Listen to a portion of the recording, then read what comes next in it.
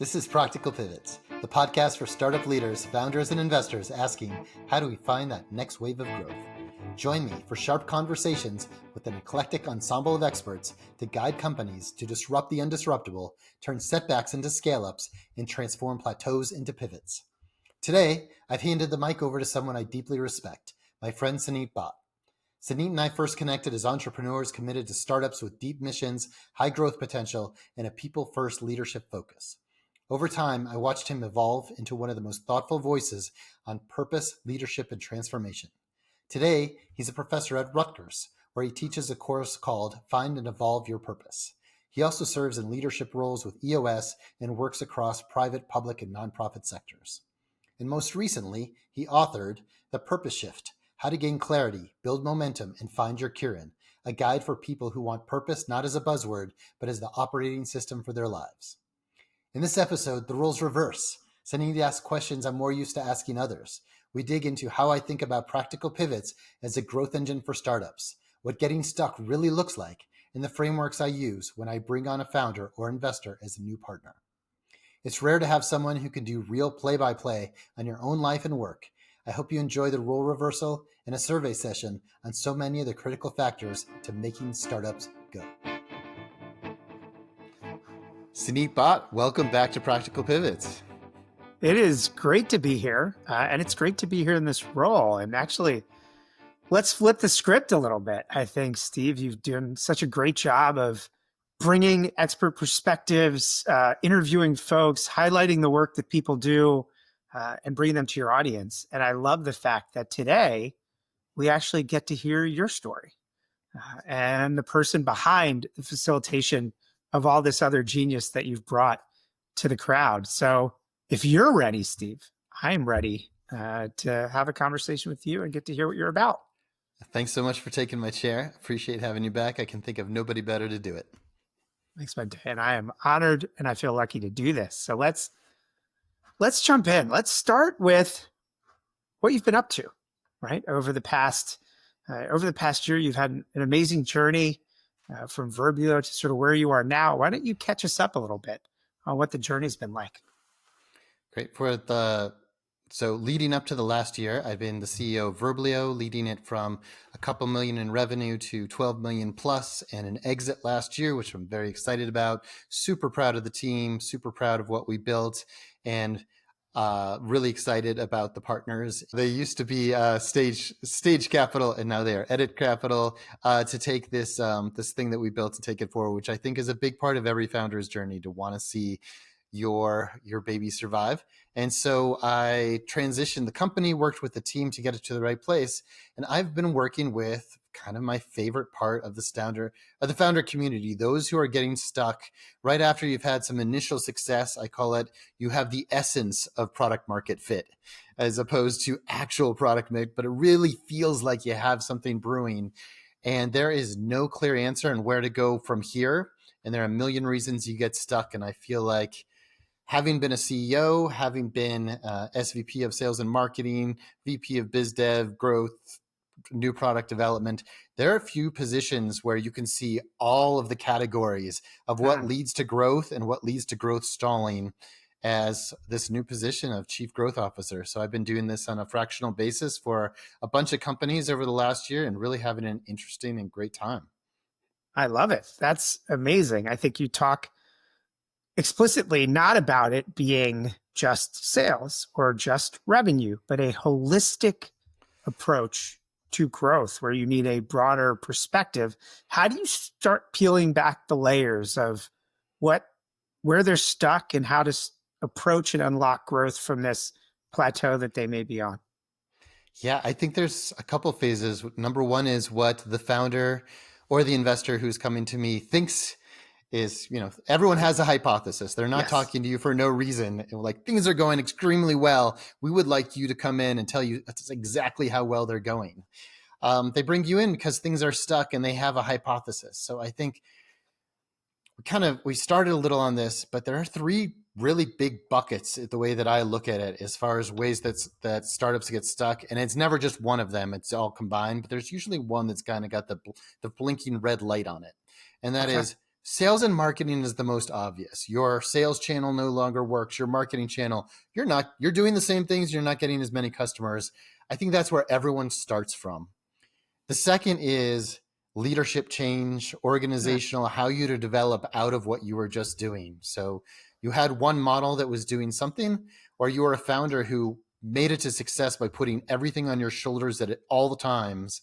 And now you actually need to delegate and get a bunch of different expertise in there. Those are my favorite problems to fix because they're people problems, and they're also just you can watch the people develop out through them.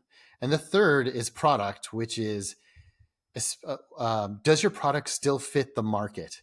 And all of us go in, especially if you have a product roadmap that's got 2 to 3 years of things you need to do because you've done all the research with the customers, and it stops working. I think it's the hardest to see is when you've gone from product market fit to semblance of to none, yet you still are the same company, and there's different paths out of each one of those.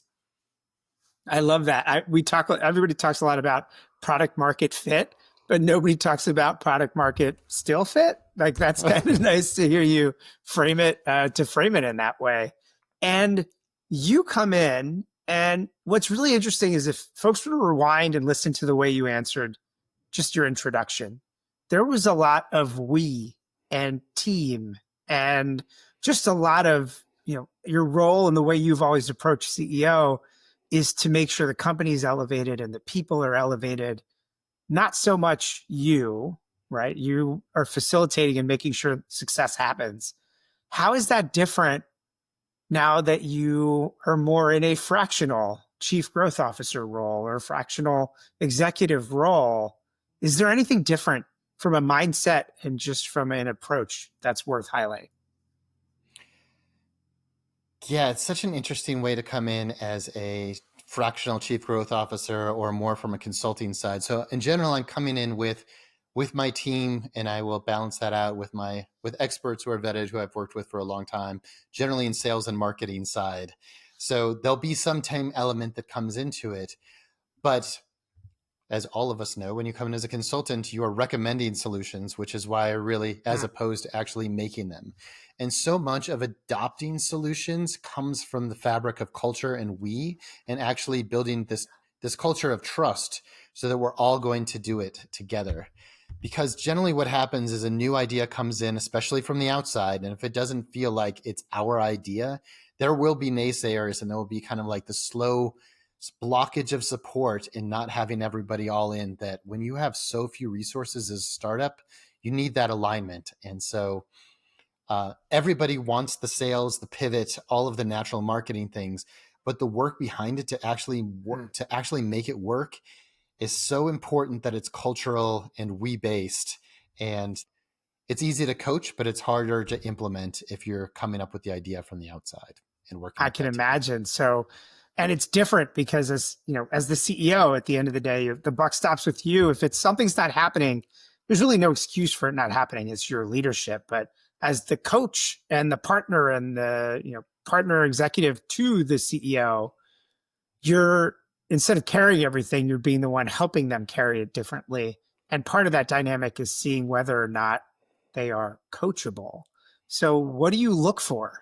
And how do you know that this founder or CEO that you're working with is going to be open to your recommendations and also to do what needs to be done to get unstuck, as you talked about? There are so many different signs. So yeah, it's founders is like its own little anthropological experiment that should have its own, let's just take it kind of like a step back from the top. In order to be a founder, you have to be incredibly kind of like dedicated, like superhuman powered and delusional. And the delusional part is you believe that the idea that you had is, and you're the one who's going to make it work so much better than all of these companies that have existed for years, only thinking about solving this problem. They have all of the expertise, all of the resources, but you're going to crush them, even though everyone from the outside world tells you you're going to lose. And you have to power through that and win. And that is seriously heroic and also delusional at the same time.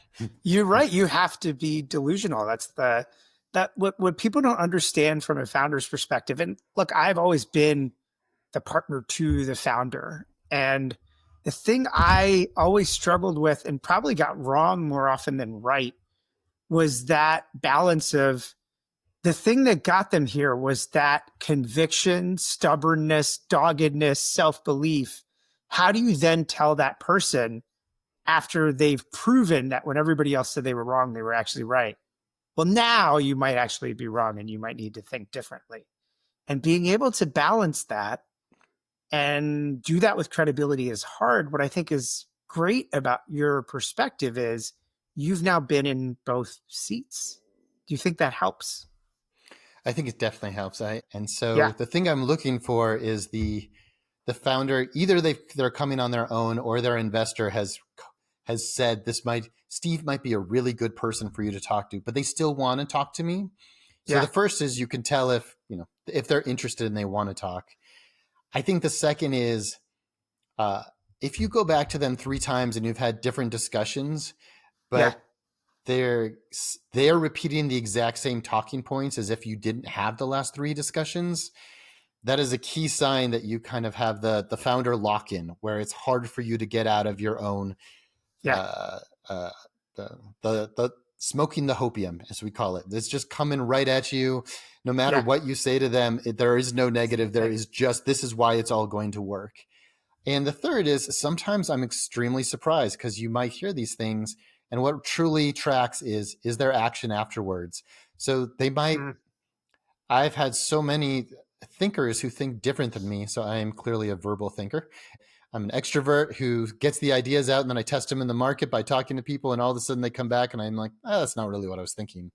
But when I work with deep introverts or introspective, kind of usually more technical thinkers, they might come back 3 weeks and make all of the changes without even talking to me about it, and it might happen. So I need to look for the right clues with the right type, with each type of personality. I love it. So it's understanding their personality dynamic, and then it's understanding how they bring that to life. You're saying some people will do that with more questions. Some people will do that by going and implement, but you're focused on their willingness to listen, prove they've listened, and then to take a step, to initiate some action. Is that fair? Exactly. Why it's behind. You start to hear them speaking with kind of talking points you guys have worked on together a few weeks later, and it's interesting. You've got like the full embracer who just takes it and runs with it and is telling all of their team, but it's kind of like the movie that's got the really kind of like, this taciturn father who's super strict, and by the end he's just loving, embraces everyone, and you love that guy even more. Something about having the founder who just slowly comes on board is even more rewarding. Do you think that the founders who slowly come on board are doing so because they are more curious, they're being more intentional, they're being more deliberate, and you're actually building real authentic trust as a result? Have you seen that? I think there's a couple pieces to that question that Yeah. are different paths. So one is, generally when a startup gets stuck, it is an ambiguous answer. I am not some mad scientist who I just know the answer and I can come in and diagnose. It is a little of this, a little of that, and then it doesn't have that beautiful black and white feel of a finance problem. Oh, Okay. well then it's got 4 times EBITDA and that's the valuation. It has we could go in any of the directions. And I feel like the place where we link is everyone agrees that this is going to be ambiguous, but there's enough here to invest in and we should keep going. And this is the best path of all of the ambiguous paths. And having that North Star, we're all going to go in this direction, feels so good to a lost company or a lost founder who is playing in 5 different spaces and just feels overwhelmed by not having what I call the blank wall problem in Yeah. so I play the squash, which is kind of like racquetball. And I have this analogy where if I have a shot and it's the only thing I could possibly do, even though it looks like it's borderline impossible, I know to go for that shot and it feels really good. Yeah. And if I have the whole wall and it's right in the middle, I'll just miss the whole wall. So it's just Overthink it. nice to have that. We're all going to go for that shot. Nice. And is that when you think about, you have a framework, you have an approach, it sounds like getting everybody looking in the same direction at the same picture, that same North Star is part of your approach. You're going to have to do it differently for everybody, but that's an important part of getting unstuck is North Star hope and like energy for that pursuit. Does that capture what you've outlined? I think so. When the first discussions, of course, you want to talk to the founder will have a perspective. Here's what's happening. It's clearly the product's great. My team's just not selling it enough. And usually if it's a technical founder, that is where we start, which is, clearly the sales and marketing team just can't sell what I've built well enough. And it would be the opposite if it came from the sales and marketing type of leader. The questions that I usually ask are, what does everyone else on your team think? What do your customers think? What do your investors think? Let's bring together all of these ideas to make sure that they're being incorporated. That sounds like such a simple thing to say. Yeah. And there's something about startup land where the culture just becomes so accepted wherever you are, the hegemony of whatever the thought pattern is and the culture is seems to skew, and just opening up the conversation and creating an outside person to bounce off of is incredibly helpful in getting those insights. Because I'd say 2/3 of the companies I work with, there's an answer internally that everybody's figured out and they just can't do it yet because not enough voices have been listened to, consumed, and then everybody agrees to that northern star. I appreciate that. I've also heard you talk about a couple things that I think is probably helpful to give you space to talk about here, which is playbooks, which are traditional, but then this idea of footholds, because it's not just about the playbook and getting started, but it is about footholds and increments and places to plant your feet to start slowly getting unstuck. What's an example of a playbook? Maybe it's product or tech, but not go to market. What's an example of a playbook? And explain that concept of footholds, which I know means a lot to you. I think the situation footholds that you're talking about, I call it the plan for the plan. And the plan for the plan. Go for it. I feel like everybody wants to have the clear direction. You got lost. You don't know where the product market fit was. I just worked with a client who does this financial system reporting system that's incredible and has a great anchor client, but it's not clear who else is going to buy it. So the first step you would want to, I think the natural step, especially in a recession, or when times are tough, is to hire a BDR, hire a direct marketing person, just spam the world and see if anybody buys it. But what we worked on together was the plan for the plan, which is, okay, let's take a market research approach, reach out to people. People in top positions love to mentor more than they love to sell. So ask them about, ideally, what would their product look like? If we were going to buy something like this, what would be great? And that soft sell, the classic, if you want to sell, ask for advice. If you want advice, just try to sell. I think we came to a plan, which is not the answer they were looking for. They would like to know exactly who to sell to, what the product looks like. And so we have this is the step we're going to take and break it into bite-sized pieces to get those footholds. Bite-sized chunks. Perfect. And then you also think you compared growth to finance, and you've obviously led finance organizations as a CEO. You've led growth organizations. How does that look different to you? You said very black and white for finance at times, right? There's still elements of gray and projections, et cetera. But how do you see growth as different from a finance perspective? I was just having a conversation with a former CEO of a top 50 financial services company yesterday, who had gone into startups, and I had come from kind of the opposite side. And we talked about how my job is to be as insanely optimistic as humanly possible, which is what's every reason this could work. And then I have to break it down for the black and white, the finance side of it. Okay, here's my package of why we should invest in it. And the finance person is doing the exact opposite, which is, here's every reason it would not work. Yeah. Let me tell you every reason that you're wrong, and then knowing that we need to do something. So why would your plan be the best possible out there, given all the other choices? So I think that's one way that I think about it. The other is just the soft side of the house, the marketing, the human relations. These are all the things that drive the most value in an organization and are the most difficult to comprehend if you come from the engineering, kind of finance side of the house where solutions are not this ambiguous. And they're also the hardest to measure, and they take the most commitment over time. And I think of those as the two top drivers of ROI outside of having the most amazing product of all time are culture, Yeah. driving more productivity out of your team, making people stay there the longest, uniting an entire group that all wants to be there and put their heart into it. And then brand, which is every touch point with your customer that makes them want to work with you. And both of those are the hardest things to measure and drive value. So I talk a lot about the ROI of the Yeah. I talk a lot about with this kind of like leaders who come from the finance side or the product side, both of those two things. One is the ROI of the soft skills that feel very squiggly to you right now.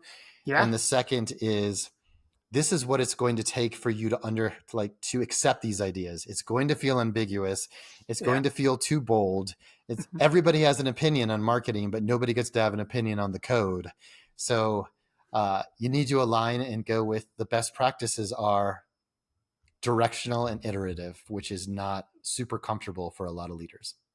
So how do you create space for that? Even more so when folks are feeling stuck, right, on this sort of plateau and not moving as fast as they want. How do you create space and energy for this when folks feel underwater or don't have that hope? Whew, this is a good time where having been in a CEO who sat in their seat really comes to help, which is you Yeah. won't always know the answer. Your team will be stressed out. The Probably the most important things is just empathy. Hey, we're all in this spot. We repeat this. We all want to have a direction. We are not here to I'm not the second thing I coach on is not putting more pressure on without resources. Mm. And then I also look for helping organizations and especially founders find the things they're not going to do, because the often used phrase, which is strategy is more about what you're not going to do than what you are going to do. And Yeah. I feel there's very few things that build more alignment in your company and build more trust that you are actually all in than taking things off of people's plates to do this new thing versus saying plus one, plus one, plus one. I like that. Wicked prioritization versus just do more. And it goes back to that, like, open white wall. You could put anything up there, but how do you refine and pick the option that everybody gets aligned around? Because look, as a startup or as an emerging company, early stage company, mid stage growth, whatever you are, right before you become sort of enterprise, there's always more you can do than you have the resources to do. And I love the filter you just put on it, which is, hey, there's the thing that we believe has the highest probability of success, but then what aligns with our values that keeps our people engaged, and what's our brand? What are we known for? That kind of helps with that focus a little bit. Is that fair? Yeah, really well said. I think when you look at I like looking at the structure of a startup. What do you have here? You also Yeah. have a company that does not have enough resources or experience in every part of the company. Yeah. So the more honesty that says, hey, we are taking resources from product. We are really underserved. Thank you guys for all the heroics that you do. You guys are stitching this thing together. We're going to put all those towards sales right now because we have a good feeling towards it. Or however you want to balance those, but acknowledging very verbally, very visibly that we are making this resource and you don't, or we're making this resource decision and you don't have enough to follow through. And this is why it's going to work. That, I think, is part of what I've seen you do really well, which is not just a lot of people can make good decisions, but decisions are often the easy part of the journey. It's the follow through on the decision that matters. And I love that you talk about the importance of making the decision, communicating context, getting people bought in. How often do you see folks fail to do that or struggle to do that? And how do you get folks committed to the buy-in and the sell-through? Yeah, it's so hard. And that's why you're asking this question. There's never enough time to actually work through the solutions because, it takes 12 to 18 months for a new channel to be developed or to really be built if you dedicate yourself to it. And how are you going to know those are the signs? I talk about this with MVPs all the time, which is Yeah. Everybody loves to have their metric criterias that are black and white of if the MVP worked and if it didn't. And what I find is many more times than not, by the end of it, all you do is argue over what happened and did anything. It's like a talking point for arguing. The being as honest as possible. All startup people, especially founders, want to be insanely over optimistic about when you'll see results and when things are happening. Mm. It takes so much work to kind of take that back. I try to do this as a great, that's a best case scenario. Give me two other scenarios. So it's coming from Yeah. them, and they're thinking through. Everyone starts with the optimistic. What else could happen? How do we have scenarios that play out for both of those? Should we prepare for middle case? Because I think it's really hard, and especially if things have gone well for your startup for so long, Yeah. transitioning to things aren't going well, and I'm not the person who is always showered in glory because the first thing worked is a tough one. I think that one's good. Okay. So with marketing, you're testing out a message, you're testing out an ICP, you're testing out a price point. There's so many variables all happen at once in a new channel, how you actually reach this person. The chances of all of those working on the first one are very small. So the number of, especially if you're coming from like the non-business side of the house, is to feel like if it didn't work the first time, or you put in 2 marketing campaigns, I give up. Yeah. And so I often say, come to me if you feel like marketing and sales no longer have a chance of working and you've tried a couple times. They will work. Yeah. But coaching them up to stick with it. I know you want results in the next 6 weeks. Is tough. And it's nice to have a quick win if you can find something like a quick marketing change or a price point change or anything that gets started. So it like feeds this longer path. You're earning trust. It goes back to what you said in the beginning. Like it's this idea, if you get a quick win, you earn some trust. If you don't overpromise, like it's hard, but I think it's also really hard if you're working with founders that are product focused or tech focused, because the other dynamic that people don't think about from a sales and marketing perspective is when you make a change in product, you have a captive, active audience engaged with that product. So you're going to get feedback pretty quick. You have attention. When you do it on a landing page, you've got a second or 2 seconds of people that have no interest. That's a different way of testing. That's much more experimentation to find the hook. And I think that's a bridge that you have to walk. You have to walk founders across that maybe don't have the sales and marketing perspective. And so I appreciate you saying, like, you got to set expectations correctly and let them know it's going to be hard and earn that trust with them, which is, again, where I think your credibility of having sat in that seat gives you natural empathy and sympathy and compassion for what they do and a story to tell about how to bring them along. Do you see that as a unique value? Not just that you've played the chief growth officer role, but you've actually been the CEO with a chief sales officer, growth officer working for you. Do you think that helps you in this fractional role? I do, of course. I think we all think our experience is super valuable, or we would not be here. But I do think there's something about that experience, which is, so the first thing you want to see is it just an easy change? Is it just kind of a little bit of leadership tweak here? Is it a messaging? Do you just need, that's kind of like the basic, that's great. We would all love those channels. Generally, those aren't coming my way because that would be, those are easy mentorships. We can solve those pretty quickly.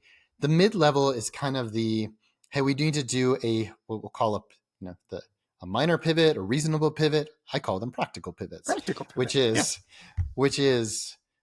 the product needs to be tweaked somewhat for a different market. The messaging needs to be refocused on a different market. You need to move from, all of your sales were in Facebook and LinkedIn, and now they need to be in partnerships or a different channel that you aren't an expert at. Those take a while and they will get there. They're kind of a mid-level expected value of versus risk. And then you have the big ones, which are, holy crap, we need a whole new product right now, or we need a whole new go-to-market strategy. We're going to go after a giant financial services partner with strategic partnerships as opposed to sell direct to SMBs. And these are the ones that are the highest risk and the hardest turnarounds. So actually answering your question is Yeah. having someone who's seen all of those sets and what fits. You don't know that M&A can be your solution unless you've bought a few companies and figured out how to integrate them and taken over, either use them to enhance your product or to go into a new market. It's if you're a small guy that's only served through marketing, and then all of a sudden you are selling to giant executives of financial services, you Yeah. need some of that partnerships experience. And starting a new product within another company, I think, is probably the hardest of all solutions. And before you think that's easy, I still think that's the the least likely thing to pull off in business, having that been my job for over 10 years. Yeah. We'll talk about that. Where is an example where you said at the beginning, founders, as the organization usually has a hypothesis, and then at some point you have to make a recommendation. Have you ever done that in a way where you had to reimagine what that approach was or their hypothesis, and then it worked in sort of a way that they couldn't have projected or imagined? Is there an example of that? Yeah, I just worked with a loyalty marketing platform Hmm. for 6 months. They had sold to everybody, and it was incredible how effective this. They just have their CEO can sell, has vision like nobody else, and can get in front of those and have kind of the dream scenario to offer me, which is, hey, we have 40 different examples of different groups that we could go to, and here's the ones Yeah. that are most effective. Okay. So that could be take a step back, listen to a bunch of those calls, and see who's actually making the deals. And then it was a lot easier to just go through, great, cut the other 2/3 of everything you're doing, bring on people who are more focused on partnerships and have financial service experience. So there's a lot more sorting through the tea leaves. Even doing that required such a pivot of the organization that it barely looks like it did 6 months before. Oh, I wow. think that would be my favorite kind. The harder Okay. kind Yeah. would be uh, website testing, where you have a vision of what your product is. You have a couple kind of like going back to the semblance of product market fit. Yeah. Even pre that, I just guided um, that same financial services reporting client on, we are going to have to test on every possible variable, and we are just, this is a tea leaves project. All of it just iterates on what our next level of messaging will be. But when we get there, we have the plans in place for how we would pursue those, given any of the paths that it would, kind of like the three main paths it could take. Got it. And when you are assessing that, right, and you're the founder is sort of waiting for your recommendation on strategy, what's the biggest mistake you see folks make when they're in that moment? They're stuck. They have someone coming to them with recommendations, and yet something's not jibing. What's the biggest mistake you feel like founders, CEOs, or organizations make at that moment? So I think the biggest mistake, such a good question. I'm thinking through 10 different examples. Yeah. Everybody says yes in the moment. Okay. Nobody wants to say yours is a terrible idea and if they do, then that would be a hard relationship to get into, Yeah. because usually they've been working pretty closely with you this whole time, as opposed to you go away and have this black box and come back 2 months later with the magic answer. So you're Yeah. working with them, you're working with their team. This is the reason we all think this, and we've built it along. So step one, don't get in a situation where it's a surprise and they Yeah. weren't involved in the decision. Sure. Step two is really explaining what it takes to now commit and turn your organization to this. So you're going to have to let go of 2/3 of your people, make a Oof. major announcement, pivot towards it. This is a leadership strategy. Who needs to go? Who needs to come on board? Yeah. If it had no repercussions, just like we were talking about, strategy is easy Yeah. if it has no strategy about what you don't do. Yeah. So what's that full commitment? And then if probably my number one, I would love Okay. your thoughts on this too, because this is Yeah. totally a place that we've both been so many times. If it's a strategic project, quote Yeah. unquote, not part of the rest of the organization, just reporting to the CEO, everyone's been told it's terribly important and they should do it as their number one priority, along with their other number one priorities, is Yeah. that basically anybody not working on this project is rooting against you to make it Yeah. successful. You are the chosen children. The CEO likes you better. There's politics involved for how you get there. And I generally Yeah. find here's what I'm going to throw out there is this happens with strategic projects. If you're getting hired in a strategic project role, take this Yeah. to heart. Or one of those roles is doing new product development for a company that has a core product. Is Yeah. there's only three things that can happen. Number one, the reason you're starting this is because whatever's work or whatever used to work no longer works. Yeah. So you're about to become the most expensive new investment in the entire company. So three scenarios can happen if you're doing a great job and your project works. One is the core company's business fails, and then they fire your whole strategic partnerships team first because they just need to like mend the boat. The second thing is the core business takes off and does great. And then the next thing that happens is they fire the strategic partnerships team and the new product development team because they no longer need that. And the only way that your business still stays alive, mostly is for new product development, is if the main business limps along and they still need hope afterwards. And you've proven that you are that path. You can do it. Think about that. And if you're the founder, think about what it takes to actually get there, which is full commitment. This needs to be as important as the core. This needs to be Apple moving to iPods, moving to phones this is now the priority. Everyone else is keeping everything afloat because we're going in this direction. Yeah. I always love when you talk because we know what you're doing because the through lines keep emerging as you talk. And it's what you just said, which is when you were assessing coachability of a CEO or a founder, you said it's not just that they say yes. Do they then live the yes? Do they take action? And it's very similar with what you just said about strategic partnerships, which is they say yes to this strategic initiative. And then does the company then live it? Do they make it concrete? Do they invest in it? Do they integrate it? Do they follow through?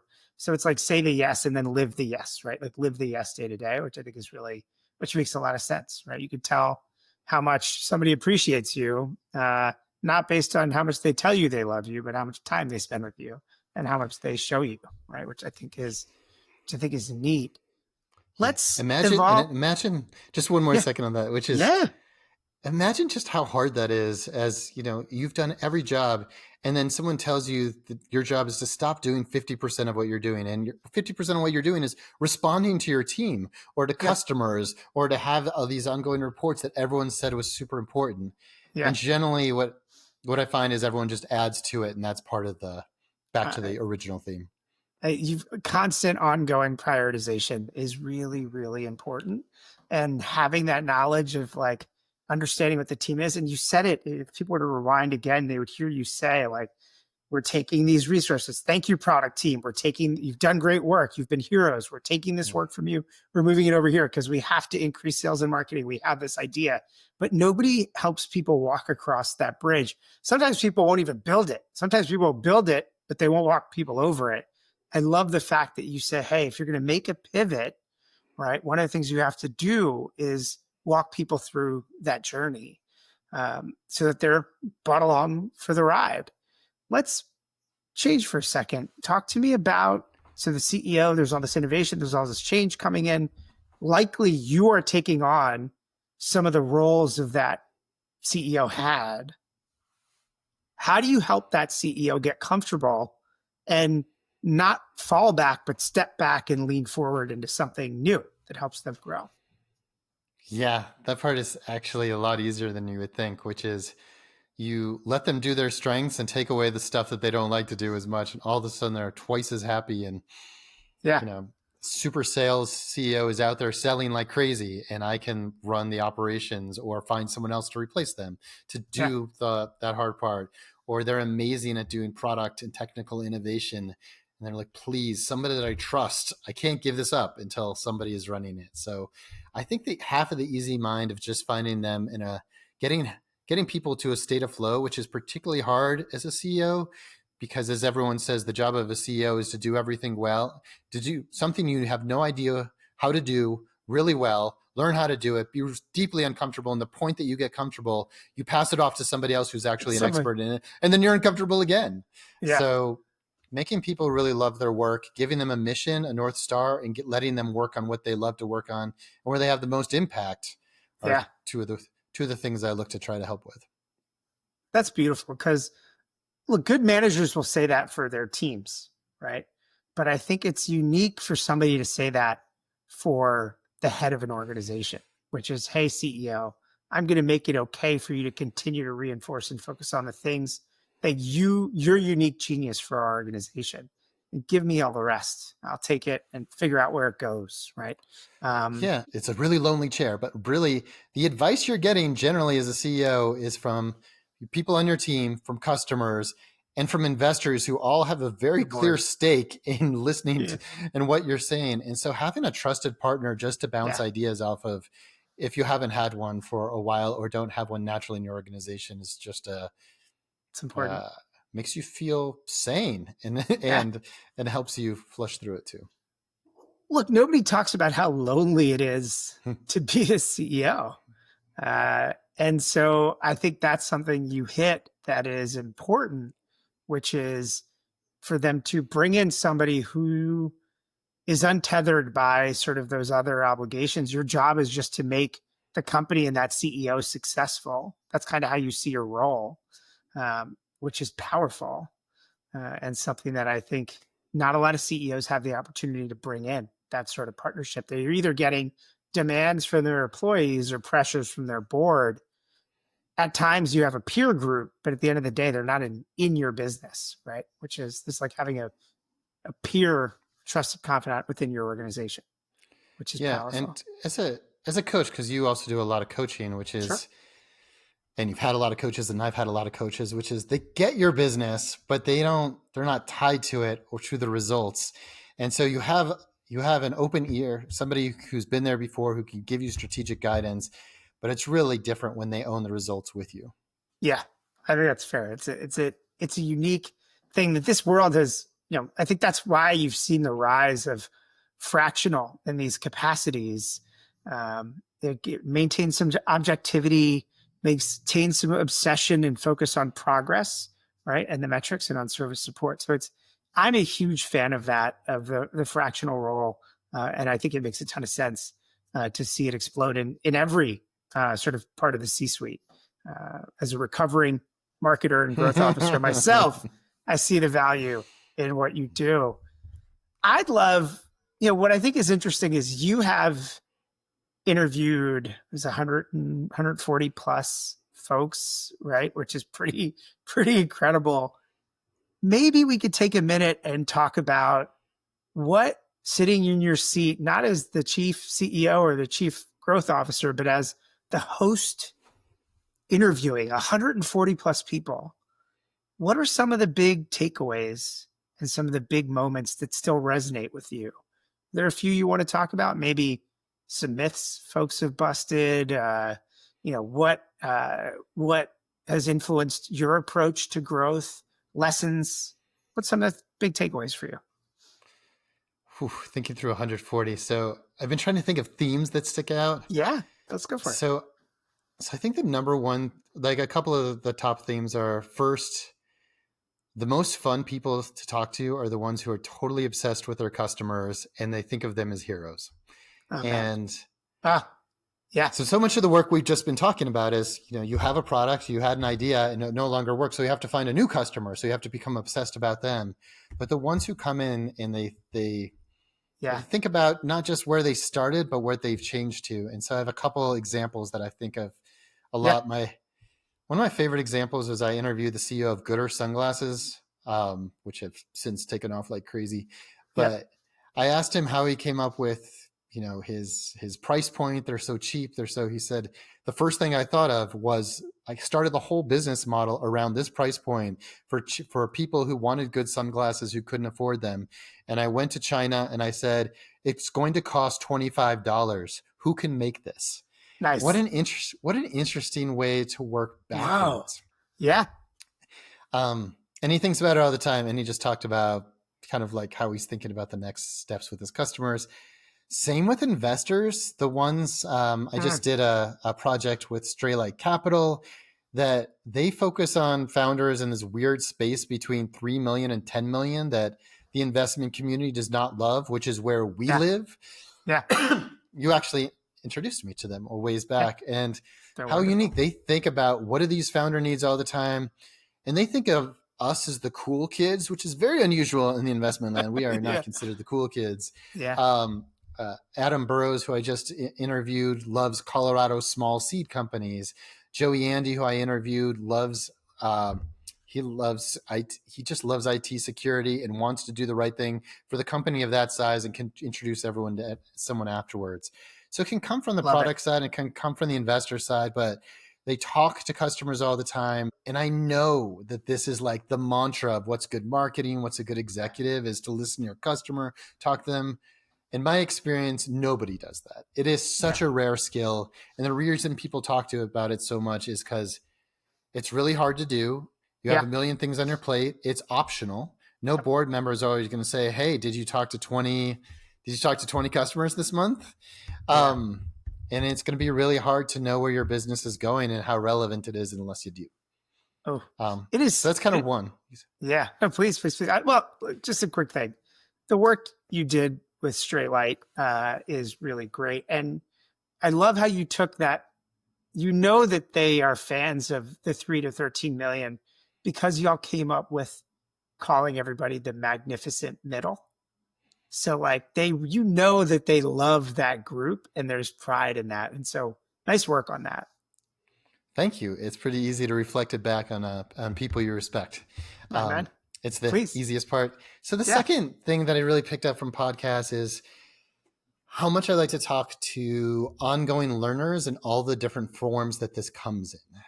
Yeah. And so there's the ones that have this ability to geek out on something so much that I could never do, which is I interviewed Kyle Shannon, who's an AI leader who's just every single day, all he wants to do is tool around with it. He puts out a post every single day. This is what AI can do now. This is what it can. I love learning from people like that, but I will never be that person. I learned from Neil Robertson, who's one of my favorite kind of big thinking tech execs, talked about how he structurally creates a way to always open his thinking. So if you don't just do this naturally, like you wake up every morning and think, what did AI do today? Yeah. One of the ideas he gave me that stuck with me is every year he goes to 2 conferences that he's never been to before, because every conference has its own subculture to it and way of thinking that they believe is the only way of thinking. Just like whatever sport you might play or whatever club you might be in, that's the only way to think. And he does that really strategically. That is kind of what I decided I need to do with this podcast, which is I learn by talking to people. Yeah. So how do I make sure I talk to the best people all the time who can keep inspiring me? And you are one of those. So one of the things that is one of your mantras is that my company then repeated ad nauseum afterwards, and I repeat to every single company that I consult with is be happy, proud, and not yet satisfied. Which is there you go. Is that the shirt on the shirt? Perfectly for those of you tuning in audio. How do you get psyched up of all you've accomplished as a startup when everything just feels like all you have is more of a mess now? Yeah. Get super psyched up about it, be proud of yourself, and still have the energy to go after everything else. And you're the voice that helps me remember how to do that. That's so nice, bud. I appreciate you. I love that you were able to pull those themes. I know that was a heavy question to ask, but I love that just off the top of your head, you're able to say, "Hey, look, these are some of the things that really kind of resonated." Let's put a bow on this. I got 2 questions. One, naming something is so hard. Tell me about Practical Pivots. Naming something is so hard, especially in the day of URLs all being taken. So not only do you have to come up with the perfect name, you have to take it from the person who also thought of it. Yeah. I'm going to start off with kind of a funny joke, which is the TV show Silicon Valley. They do an entire episode about pivot, and everyone keeps saying the word pivot so many times that it's it's a joke of how cliche the word is, but it is Yeah. also super important. Yeah. And the more I work on these projects, especially as I grew verbally, our changes were not dramatic, drop Mm. everything, now we're this, now we're that. It is so iterative, and that is kind of like, think of it like TV shows. No, all TV shows about The Office, there's no episodes about people actually working. They're about the Yeah. side stories that are more interesting to talk about. And so the real work of building a company are 1,000 micro interactions every single week. There are 1,000 little tests and Yeah. interactions with customers. And how do you make those much more logical? We're going to learn our way through this and still make it feel like it has the drama of pivots. So that's how the practical and the pivots came together. And if you say I love practical pivots by Pockross, then you really have a tongue twister. the alliteration. Every word matters. And I love pivot because pivot is like a shift, a purposeful shift while keeping part of yourself planted and making that. And I think you've nailed it, and that also makes change feel more possible because you're not jumping, you're not taking a leap, you're pivoting and shifting. And there's an element that's still grounded and an element that allows for all this change. So I just love the name, man. Thank you. And so well said. It kind of harkens back to one of the other things we just talked about, which is the big strategy, like when you're really going for broke and you have to do new product development or a whole new something, is not a practical pivot. And I'm going to try to guide you to not go huge until you have to. Until you have to, right? Because you may have to, but that's the practical iterative nature of it.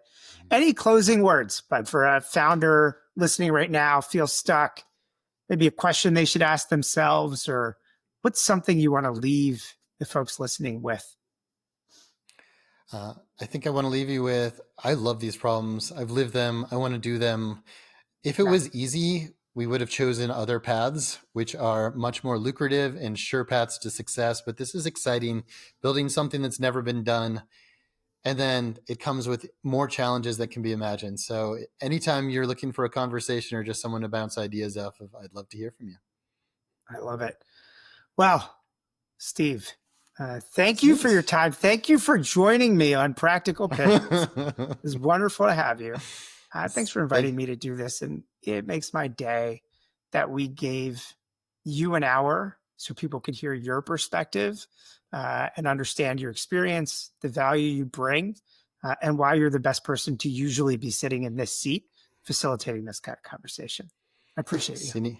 Suneet, thanks so much. Thanks for hosting me again on my own show, but also for encouraging me to get the word out. I'm not very good at being in front of the camera versus behind it and trying to bring other voices forward. And I appreciate that you always try to tell me what I have to share as well. Thank you for all of that. And we'll do it again soon. Yes, my pleasure. Take care. See you later, everybody.